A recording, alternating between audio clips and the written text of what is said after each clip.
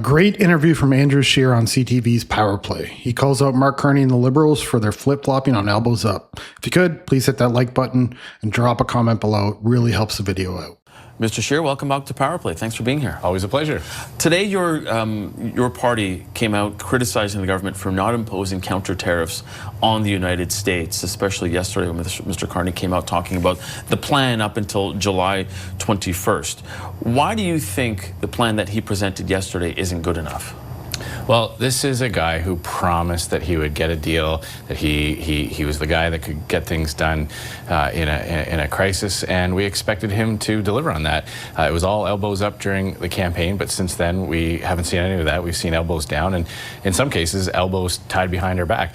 Mark Carney's insisting on keeping the industrial carbon tax. That's something that punishes steel and aluminum workers here in Canada because American manufacturers don't have to pay that. So it's a lot easier to move jobs and investments to the U.S. where that steel and aluminum can be manufactured without the Canadian industrial carbon tax. Mark Carney is doubling down on that. We also wanted to see robust supports for workers affected by that. So, you know, this is again a problem with a Prime Minister that won't present a budget to Canadians, won't outline the path ahead as Canada continues to face some heavy economic headwinds, much of which is imposed on our own economy by the Liberal government. I take those points, but what about his plan and trying to sort of keep those tariffs and counter-tariffs almost in his back pocket for the next 30 days as he continues to negotiate with the United States? Well, you know, we just expected that he would carry on with the same approach as he promised Canadians that he would, and maybe expecting a Liberal to keep a promise is not a smart thing to do because they always break them. And again, you know, we talk about broken promises. In the throne speech, Mark Carney promised to cap spending at 2%. About an hour later, blew through that with an 8% spending and borrowing hike.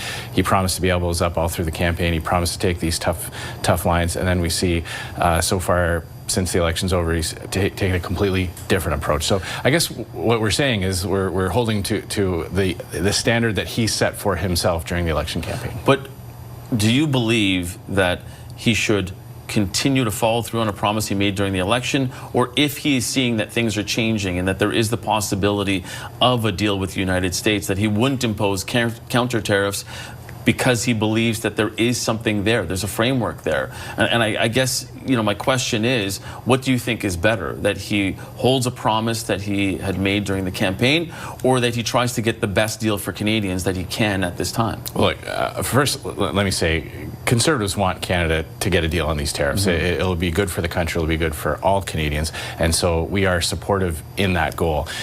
It's a little bit difficult with a Prime Minister who's not keeping Parliament updated, who's not being forthcoming with Canadians about the status of the deal, how close we are, whether or not they're in active negotiations on this part or that. But do you take the point that he's trying to do the negotiation and not informing you at the time because these negotiations are difficult? I mean, I think we know with Donald Trump that it's hard to know where he's going at the best of times. So do you expect a minute-by-minute update, or do you want them to spend that time working to do the negotiations? Well, I do think it's important for any politician, especially this close after an election, to be honest with Canadians and to follow through on commitments.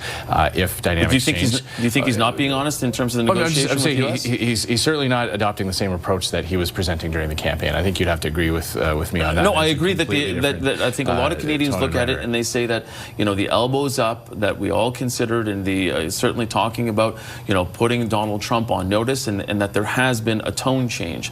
But do you think that it is worth aggravating the U.S. president when we may be close to having a deal with him?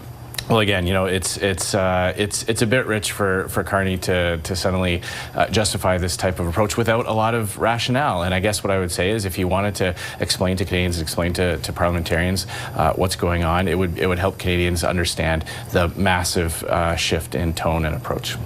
Would you support a deal with the United States that still had some level of tariffs in place? And I say that because when we look at the deal that is being negotiated or seemingly struck with the United States and the United Kingdom, that there is the removal of most tariffs, but steel is still unclear. If this was put to the Conservatives and put to Parliament, would you support a deal that still had some level of tariffs in it? Well, it's a big hypothetical to ask me to take a position on something that well, it is, hasn't but happened it's quite possible, and I think a lot of people will look at this and say that that is a distinct possibility. Well, I would point that conservative governments over multiple U.S. administrations, both Republican and Democrat, have secured deals to keep tariffs off or to remove barriers to trade, like softwood lumber agreements that the previous conservative government secured, while at the same time protecting aspects of our Canadian economy. The goal is no tariffs. Free trade works. It's a conservative principle. Free trade always benefits both countries. When people are allowed to buy and sell freely, willing seller, willing buyer, that's when you get jobs and investments and prosperity. That's when consumers get more affordable prices and workers have more opportunities to sell what they produce. So we are big free traders. That is the goal. We're going to do everything we can to help achieve that goal in opposition, and we'll see what the Liberals come back with. The promise that Mark Carney, he set the bar for himself. We will judge him by the bar he set for himself, and that was he would get a deal to lift these tariffs. So we'll see how he does. But do you acknowledge that the landscape has changed and it's possible that may not be what we end up with? I acknowledge that dealing with this current U.S. administration is difficult, and that Donald Trump absolutely has proven that he can change directions at one point or another. So we recognize that, and no one is under any illusion that it will just be a matter of just a few days and a few phone calls and get this thing resolved. But that is the goal that Mark Carney set for himself. That is what he promised Canadians. He said he was the type of person who could get this done, and that's the commitment that he made to the Canadian people. And that's the standard that he should be judged by. Let me know your thoughts in the comments below. Do you agree with Andrew Scheer? How do you think Mark Carney is doing as Prime Minister? See you in the next one.